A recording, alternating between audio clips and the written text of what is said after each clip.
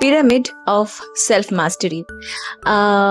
কি করে আপনি সেলফ মাস্টারি করবেন, আজকে 6টা স্টেপে আপনাকে একটু একটু করে ভেঙে বুঝিয়ে বলছি। Step number 1। স্টেপ নাম্বার 1 হচ্ছে সেলফ অ্যাওয়ারনেস। সেলফ অ্যাওয়ারনেস মানে যে নিজের মধ্যে কি কি ভুল ত্রুটি আছে সেগুলোকে আইডেন্টিফাই করা এবং সেগুলোকে চেঞ্জ করার সাহসটা দেখানো। Step number 2, self exploration. মানে এখানে আপনি আপনার ইমোশনসগুলোকে আইডেন্টিফাই করলেন যে কোথায় কখন কিভাবে আপনি রিয়্যাক্ট করে ফেলছেন, কোথায় আপনার রেসপন্ড করা উচিত আর কোথায় চুপ থাকলেও চলবে। আপনি এই স্টেপ নাম্বার 2তে আপনি সেই জিনিসটা করলেন। থার্ড স্টেপ যেটা, that is self understanding.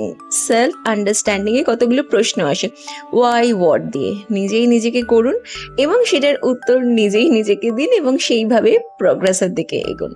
Step number 4 যেটা, সেটা হচ্ছে সেলফ লাভ।